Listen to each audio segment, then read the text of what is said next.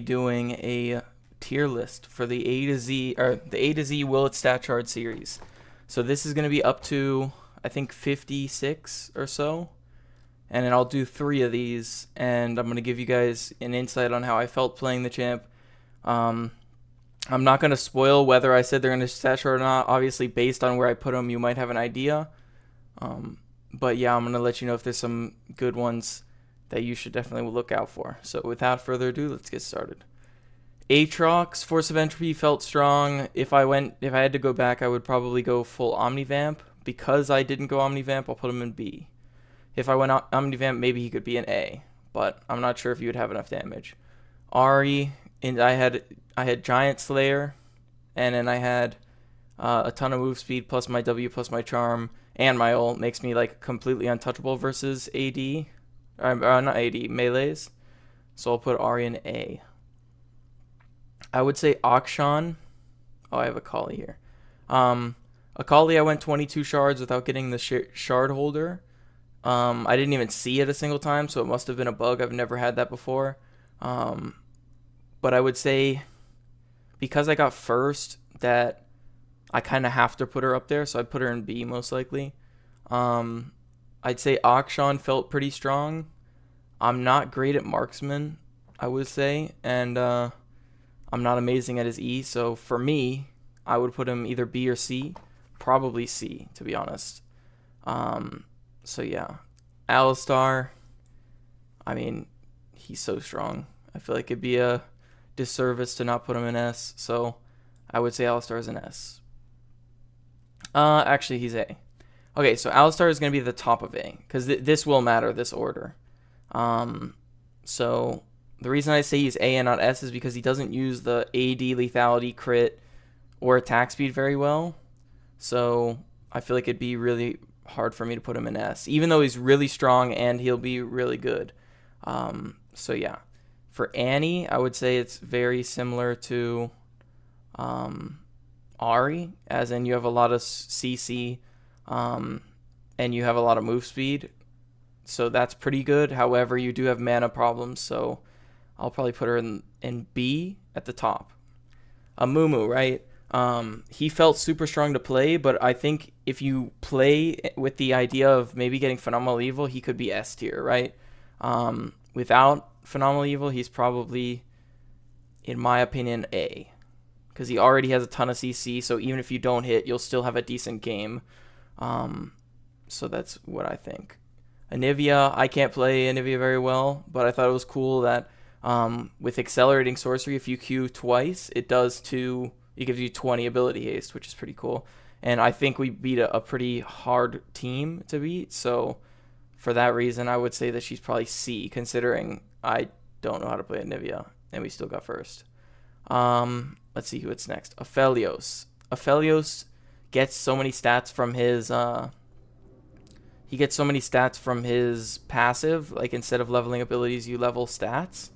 So for that reason, I would probably put him in A behind Alistar. All right, let's see. For Ashe, I'm going to be honest, Ashe was like horrible to play. I feel like I hit pretty decent augments, but I could not get anything going. I did 0 damage because normal Ashe, Ashe in general in arenas, is nerfed because of how OP she is with items. But because I don't have items, I'll put her in D because I think it's pretty unplayable, if I'm being honest. Aurelion Sol. Okay, so this one shouldn't be much of a surprise, especially if you guys saw the video. So he's very clearly an S champion, in my opinion.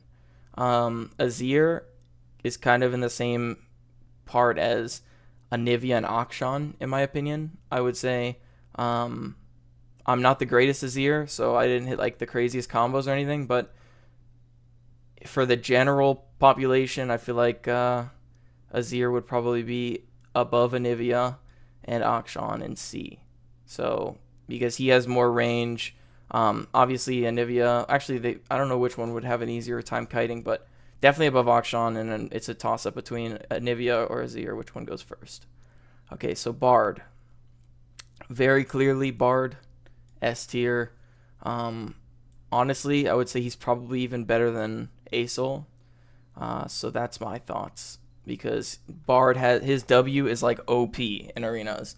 And also, like, if you win early on Bard and you pick up Chimes for the rest of the round, yeah, I mean, you're completely golden. I would say that's the ideal. And Bard can kind of work with anything, especially because you can play Ring if there's a super tank, which is even better, right? All right, let's see. What's next? Bel'Veth. So for Bel'Veth, when I got Darksteel, I thought it was going to be like an insta first. I was very strong, but I would say, like, if I got Stackosaurus or the new item Reaper's Toll, I think could be really insane on her.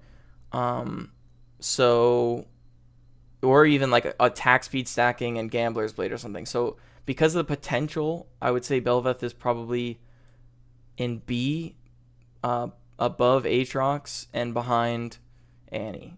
That would be my opinion. Blitz, let's see, with this one, I was a little surprised. I thought Blitz was going to suck because he had no mana, so no mana barrier, or like the mana barrier wouldn't be big.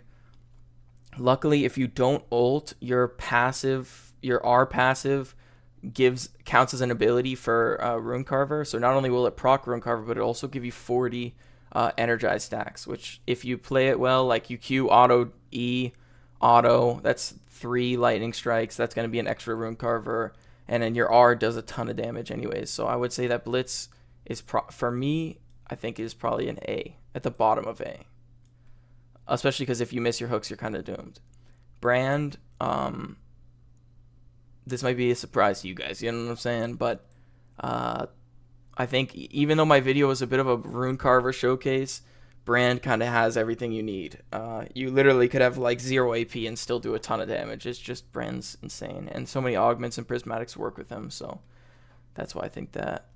Braum is next. I mean, Braum is just a mega tank, right? So I feel like he is a little worse than Alistar, but he's gotta be, I don't know, I'll put him here. Braum, I think, is better than Ahri and Blitz. However, you kind of need an auto attacker. If you played Braum and like someone played a mage or something, it's kind of not amazing. So that's kind of why I put him there. Let's see. Caitlyn. For Caitlyn, I would say she's probably above Aphelios. I'm going to change this a little bit. I think it would be like this. Caitlyn's probably above Aphelios. If you're good at Caitlyn, she's probably S. But because I played like a kind of a handicap way, like where I played with Draw Your Sword and I just relied on hitting an EQ or something, honestly, I would probably put her above Alistar because of the potential. Camille.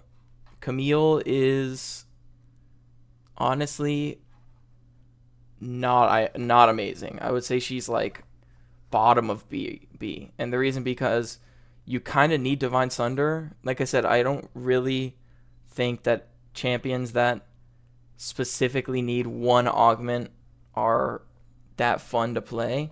I mean, maybe you can get away with like getting Demon's King or something, or because I tried Darksteel, didn't feel that great.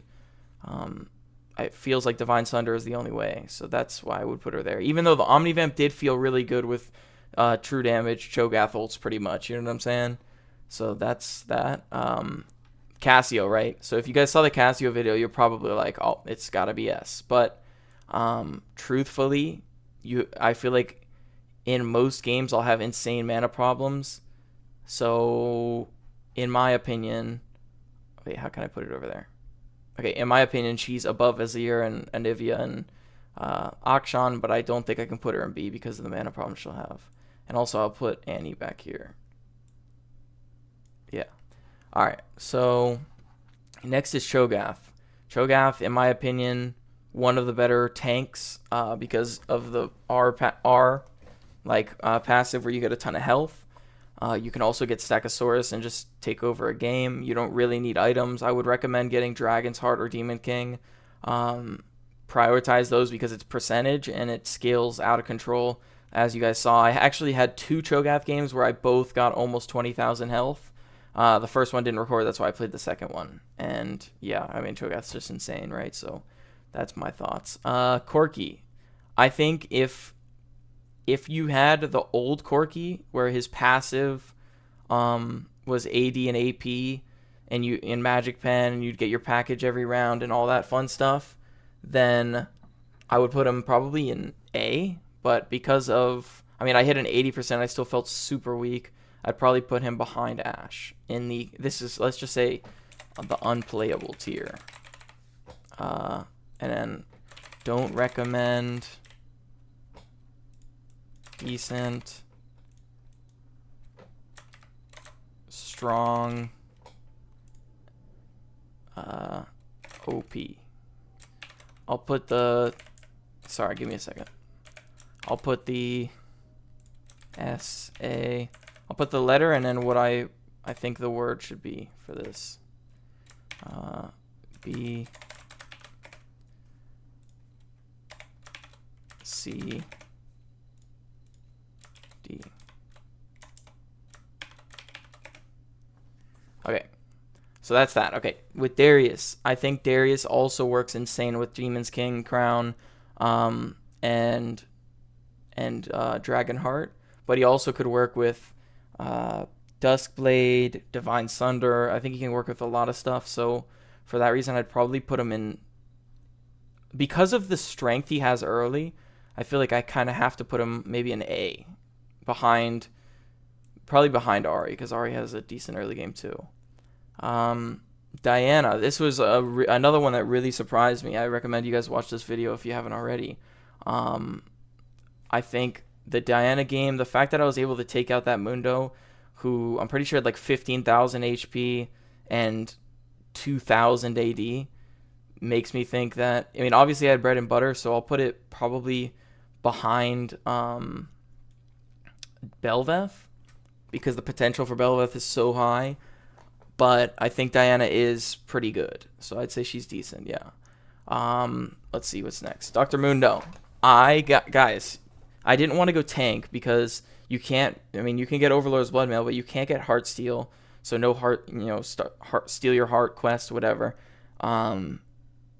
And then also, like, I was hoping that I would just get a ton of Magic Pen, because I'm thinking, like, look, you know, there's not a lot of Magic Pen you get when you go that, like, Mage build, where you go Cruelty, I mean, not Cruelty, Perplexity, you can go Night Harvester, Shadow Flame, Horizon Focus, stuff like that. So I was like, maybe the stat charts will be insane, and maybe it'll be like an S tier, because you just do 30% current health, pretty much true damage every time you hit your Q, right? But it turns out that unless you take the 100 to 200%, you literally cannot get Magic Pen. It just doesn't show it to you. I played like 4 games trying to, because I thought it was bugged or something, and it just doesn't happen. So, in my opinion, Mundo is worse than everyone else. Draven, right? This is another champion that you guys should watch the video. I mean, I had 1,000 AD at one point. Like, Draven's insane, right? Wrong. So, similar to Cass, I feel like I high rolled out of my mind, and I did play with Draven. I did play a decent amount of how do I put it on the side? Oh, maybe I'll move like that. I did play, like, I think 4 games of Draven, and I think I got like 7th or 8th. Also, like, the toll it takes on your mental to, like, never cash out when you're losing a ton because you have no items and stuff is, like, I mean, honestly, I would put him in, like, unplayable tier if I factored in mental, but some of you guys might have better mental than me, so that doesn't matter. Or most of you guys probably have better mental than me. You know what I'm saying? So, all right. Echo. I got Jewel Gauntlet and Divine, Sword of the Divine, so I feel like I got carried by that. If you're good at Echo, I think you can definitely make him work, so I would probably put him decent. Behind Akali, because, like, I think Akali works better with AD than Echo would. So, the you know, you'll see a common trend where, like, the 100 to 200% champions will be at the top. Or stacks. Champs with stacks. Or burns. But I'm not going to spoil too much. So, yeah. So, Elise. This was similar to Ahri, so I kind of have to put it near Ahri. You just go a ton of move speed and ability haste and Magic Pen. I don't even know that the AP is that much because the base damage is decent. And you just go in, do your damage, and then run away. So, maybe I'll put her... I think Ahri's just better at kiting, so I'll put her behind Diana and above Aatrox, in my opinion. Evelynn. I think Evelynn, the game that I played, I'm pretty sure I got, like, Jeweled Gauntlet or something, so I was pretty strong, and I was, like, one-shotting everything, but that doesn't show the 5 or 6 games that it took to get that game, I was getting so desperate. I was maxing W with a mage and just hoping that if I got my charm for like 2.5 seconds off on him, that my teammate would just kill one and then we would do the same to the other person. But because it was so hard, I have to put her behind Ashe and above Corki, obviously. I hate Corki. Okay, so Ezreal, in terms of stat charts, you can get literally anything and be happy with it. So for that reason alone, and if you have like low cooldowns with your ability haste high enough, you can Q spam like E. There's so many good augments and prismatics with him, so he has to be. Honestly, I'd probably put Ezreal for stat charting alone. I'd probably put him above Brand. Fiddlesticks. This one was another one that really surprised me. By the time of the end of the game, if I got my fear off on my ult, then I'd pretty much one-shot them because my Q would do 40% of their max health, which is just insane. So as long as you can get your R's off, honestly, Fiddle, in my opinion, would be up here. Your W kind of doesn't matter. Like, I almost feel like W is fine, I guess, but definitely max Q first. If you don't max Q, he's probably down in C. So that's my opinion. I think Fiora, I am not necessarily happy with how Fiora went. I would probably put her here because similar to someone else who I'll mention in a little bit, you don't have enough stats. You don't do insane true damage. You don't, heal a ton. Your parry is, important, but it's not on the lowest cooldown because you're trying to get AD, but you don't have enough AD, and you don't have, let's say you get Sunderer, sorry. You're missing a ton of health and whatever. Like, Sunderer gives some health, but you don't have what would be like a Sterax, a Death's Dance, Spirit Visage, whatever you would want to build. You're missing all that. Like, a lot of Fiora's damage and stuff comes from stats, but also from the passives of items. So for that reason, I put her in C. I don't recommend her. If you're a good Fiora player, you could definitely prove me wrong, for sure. Fizz, I feel like you can do this like ability haste stacking. If you get Rune Carver, he's probably pretty busted. But it's similar to Elise. I would probably put him above Elise just because he's so hard to catch. Like, he's slippery. But your damage is definitely low. So even though I recommend prioritizing ability haste, you're still not going to have that one-shot Fizz stuff. Give me 1 second. I'm going to drink some water.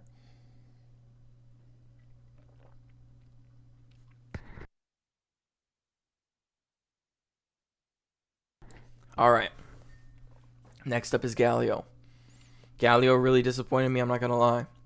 I thought I could go like a one-shot build. And just one-shot. You know what one-shot builds do. But honestly, it did not make me very happy to play. I got Frost Wraith and Cruelty. And obviously I have 3 CC abilities. My R, my E, and my W. And I still felt like crazy weak, I'm not going to lie.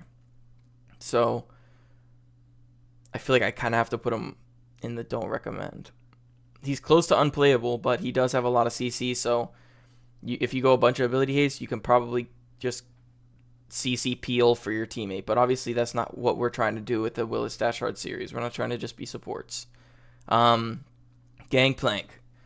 Another thing, even if you get Sword of the Divine, even if you get Jeweled Gauntlet, you don't have a Trinity Force, or you don't have like a Sheen proc, and you don't have Armor Pen. I mean, you can get Lethality, but then you're missing out on AD. Like, you don't get the stuff you want. So in my opinion, I put him obviously above Galio, but that's where I would put him. Garen actually really surprised me. I thought in Riot's coding they probably wouldn't have a lot of spaghetti code where like his E probably wouldn't count with the spins and stuff like that, but it actually does. Even though it for some reason it seems like, I'm almost positive if you watched the last round of this video, which you should definitely check out if you haven't already. My E does less damage than if I just auto attacked, if I stacked ability haste. But Garen's Garen. Your R does true damage no matter what. It doesn't scale with anything, so you could be literally AP Garen and your R would do 1,000 damage or whatever. So that's why I would put him up there.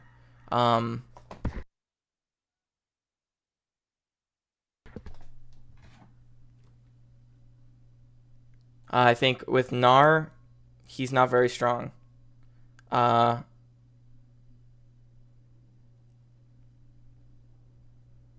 In my opinion, Gnar would definitely be on the lower end. I would say he's decent, but like you either have a build that'll be like good in mini Gnar but bad in mega, or good in mega and bad in mini. So like I'll definitely say I don't recommend him. But he is decent. Like, if you hit the shard holder, you'll have enough stats to be decent in both forms.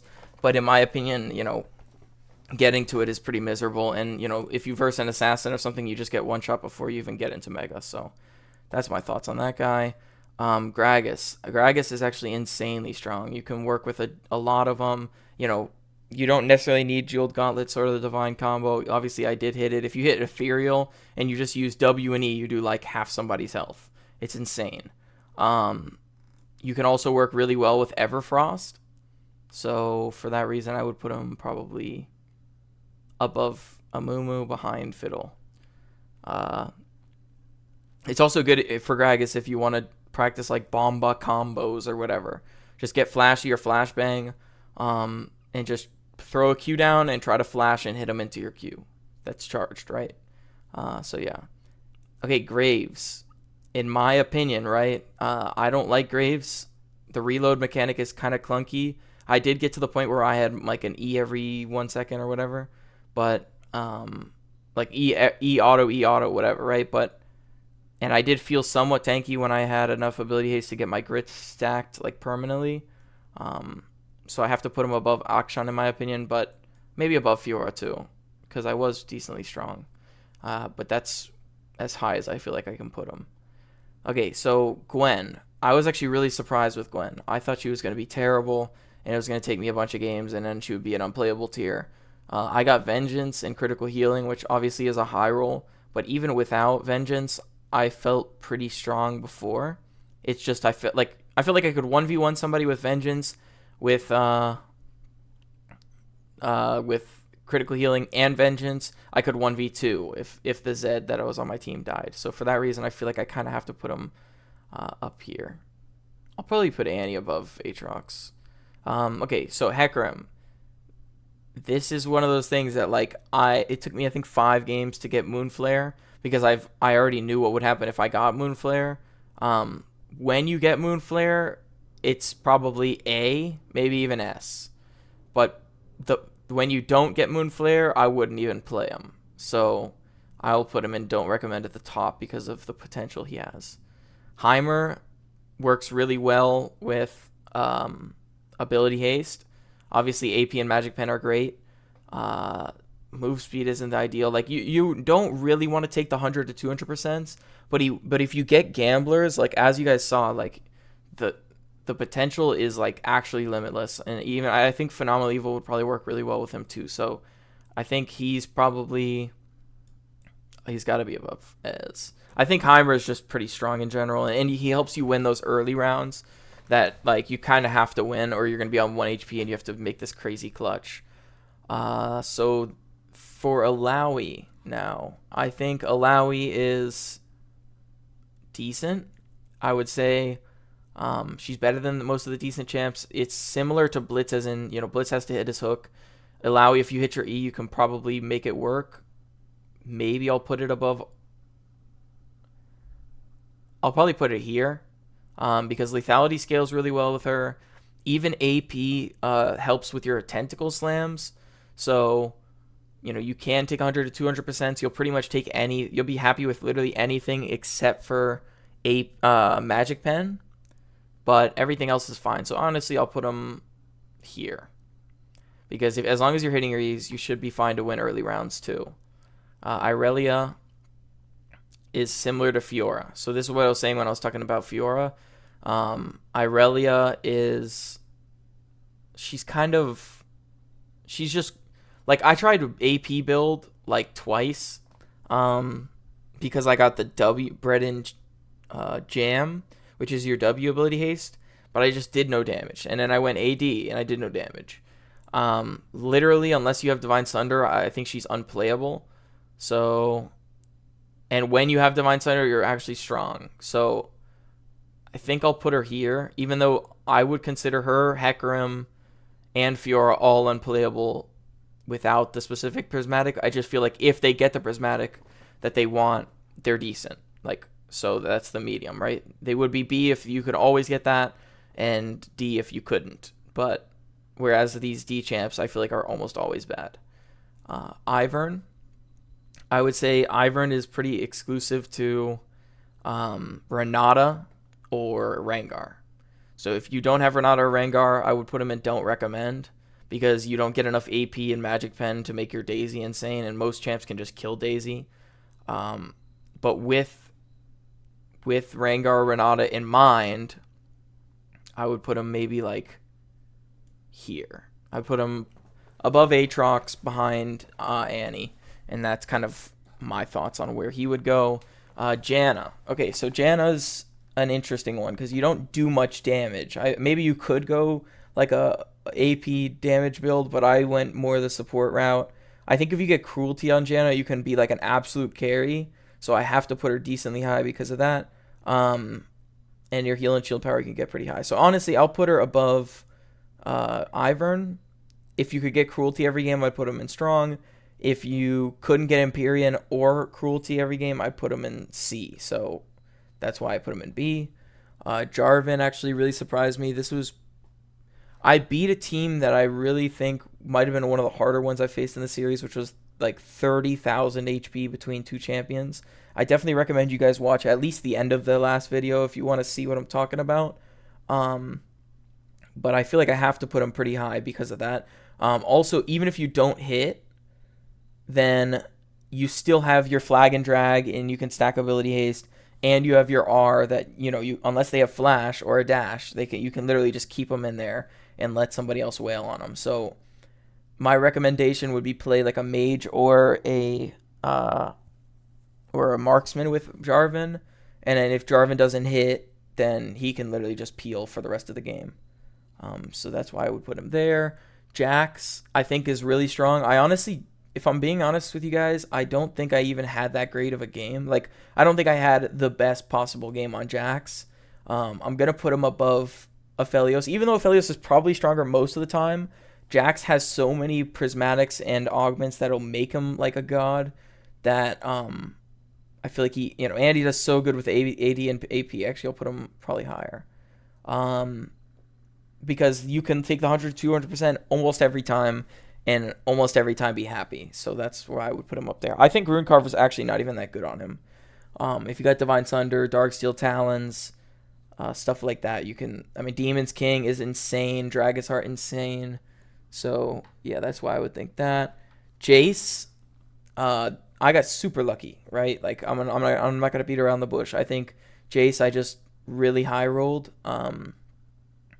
But at the same time, he has a similar playstyle to Elise, where you just kind of go in, deal your damage, and go out. The difference between Jace and Elise is Jace can get poke off.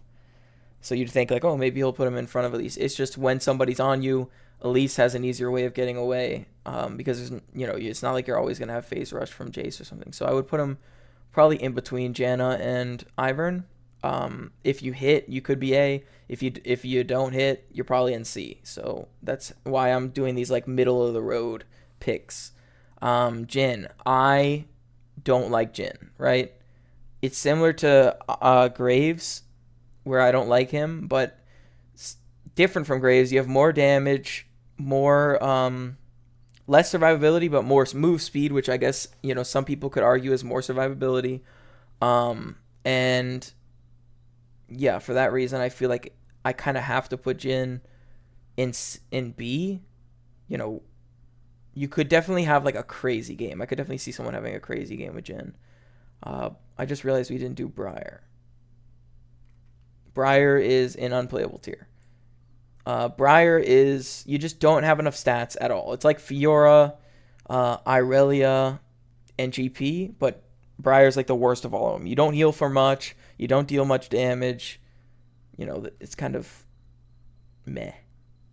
It's kind of blah. You know what I'm saying? It's like meh or blah, but not good at all. Okay, Jinx. Honestly, this might be a controversial take, but I think Jinx, potential-wise, could be the best I've played so far. You can do the W max, like AD, lethality, attack speed stacking. I mean, ability haste stacking, where you literally hit one W and they're just guaranteed to get hit until they die. Or you can go like an attack speed. You could even go gamblers and just like, you know, gamblers just cash out 1 million if you beat a tank because of your attack speed early. You could stack attack speed and gamblers is nuts. And then you could also go Reaper's Toll with attack speed. I think would be insane. And then obviously Demon's King is great. There's just so much good stuff with Jinx. So I feel like maybe Bard is better. Acel not necessarily. Cho's good. Yeah, I kind of agree with this so far. So that's my thoughts. I think I have a couple more, maybe like 10 more that I'll do, and then I'm stopping at Kennen, just so you guys know. Kai'Sa. With Kai'Sa, I think she's also probably one of the better champs because she works with the AD and AP. I'll probably put her behind Ezreal because she needs... Actually, I'll put her behind Brand. So Kai'Sa can take 100 to 200%, but she can't... Like, until you have your 3 upgrades, or at least 2 of them. I think I was really strong when I had W and E evolved. But if you don't have, like, any, you feel pretty weak. I'm not going to lie. So once you get W evolved, you can play at that far range and just play with your plasma stacks. You kind of struggle early. But, yeah, I mean, she's Kai'Sa and she scales with AD and AP, so I have to put her up there. You know what I mean? Kalista, I'll say it before I move them.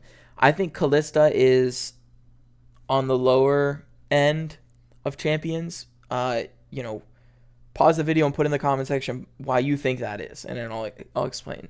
So basically, Kalista can't get, I think it's like half the distance dashing when you don't have your boots.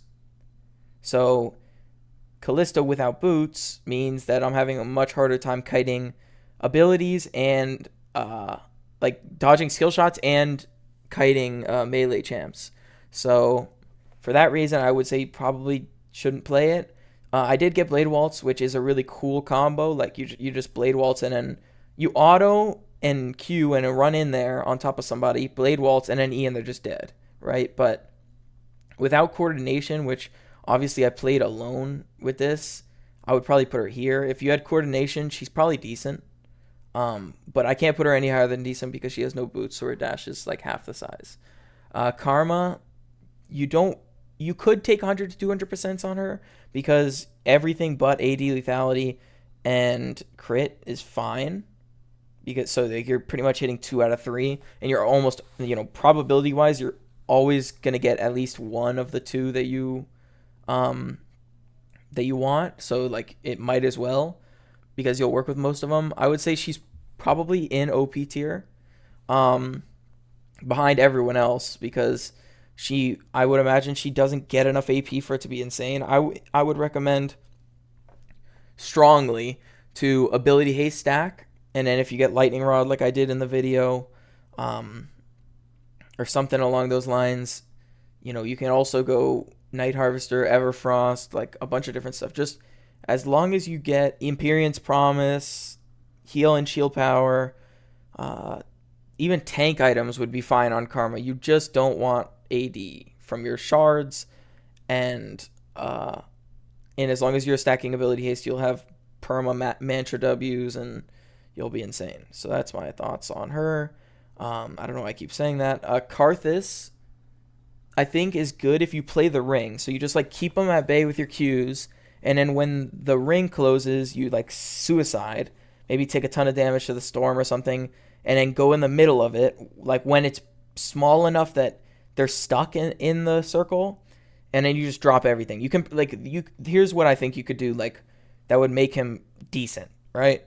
If you are to start the fight, and then you just play plants, and your buddy lets you get, like, 3, then when your R comes back up, the storm will be closing, and then you just walk in the middle, put your E on, die. You have to make sure you die before your teammate, and then just try to hit your Qs, and then get another R off, and by then, hopefully your teammate is still alive, and can either clean up, or they're already dead.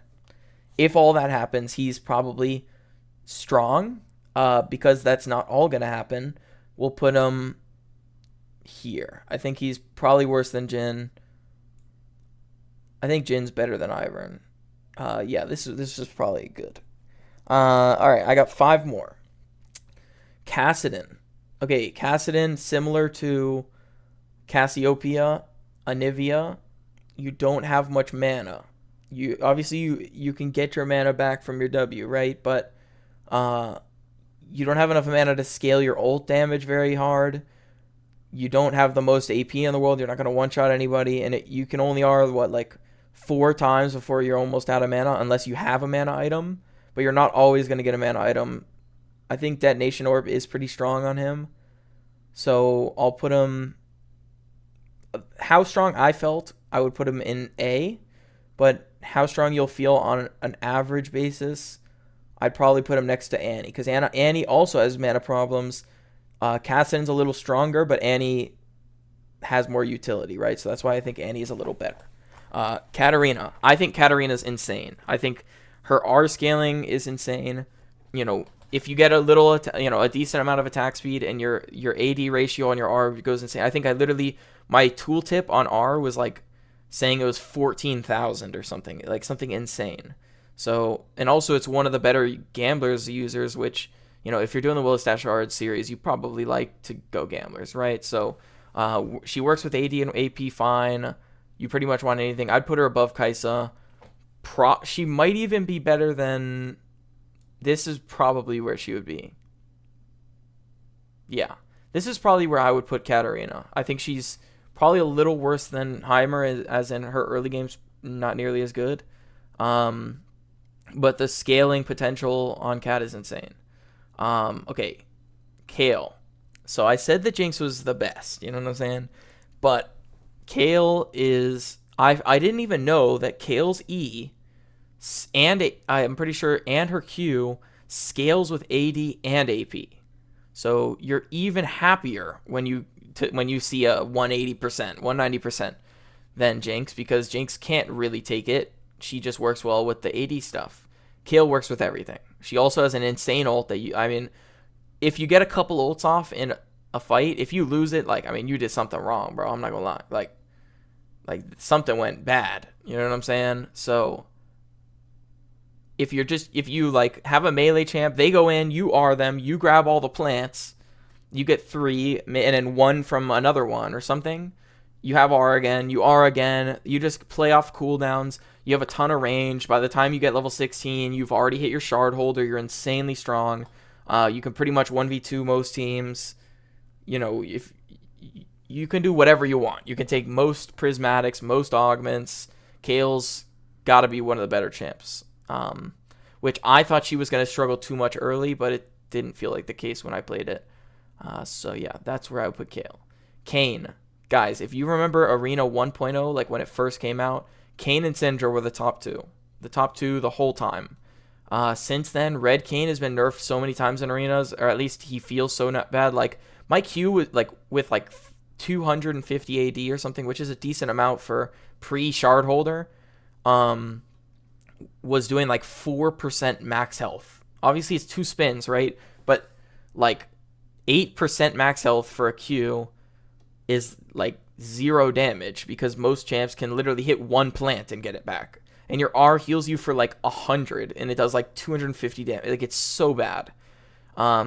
Obviously, I don't know if the Kayle, Katarina videos will be up by the time that I post this.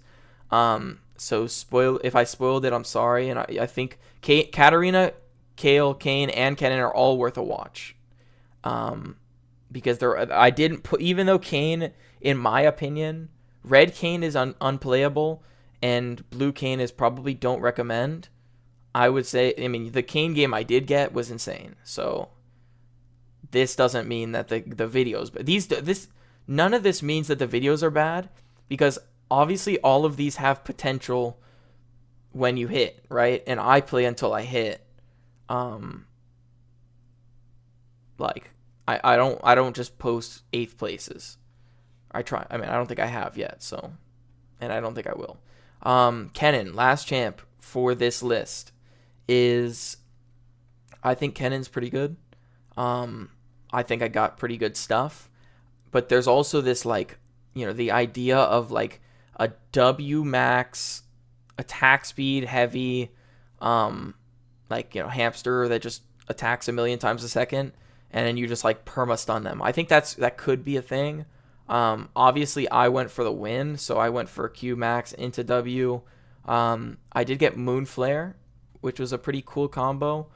But Kennen just has so much utility, and he's just so strong that I feel like it's a disservice if I put him anywhere under. I'd honestly put him above Gragas. I think Kennen is insane. So that's my list. I hope you guys enjoyed this video. I don't do long talking ones very often, but I do hope you guys enjoyed it. I'm gonna call it here. Please let me know in the comments. This took me 40 minutes of recording. I don't usually talk for that long. Hopefully it's entertaining or at least intriguing to you guys. I will be doing this I'll do it 3 times throughout. So this is, I think, 56 champions. I'll do the next one at 112. And then the last one, when I get to the end, 168. So that's that. I want you guys to like the video. Sub if you haven't already. I mean, if I get to 1,000 subs, I mean, dude, I'll be grinding all day, every day, forever, dude. Like, I love you guys so much. I really appreciate all the support you guys have been showing me. It's really awesome to see the grind pay off. And yeah, that's it. Comments, I read every single one. I'll like it, respond to it. I like to interact with you guys. Let me know if you guys want to see me start streaming these Will It Stat Chart videos. I'm definitely open to it. Would you want to see it on YouTube, on Twitch? Let me know. And yeah, we'll make it happen. I hope you guys have a good morning, evening, afternoon, wherever you guys are, whatever time you're watching this at. I hope you have a good one. And thanks for watching. I'll catch you guys in the next one. Peace out.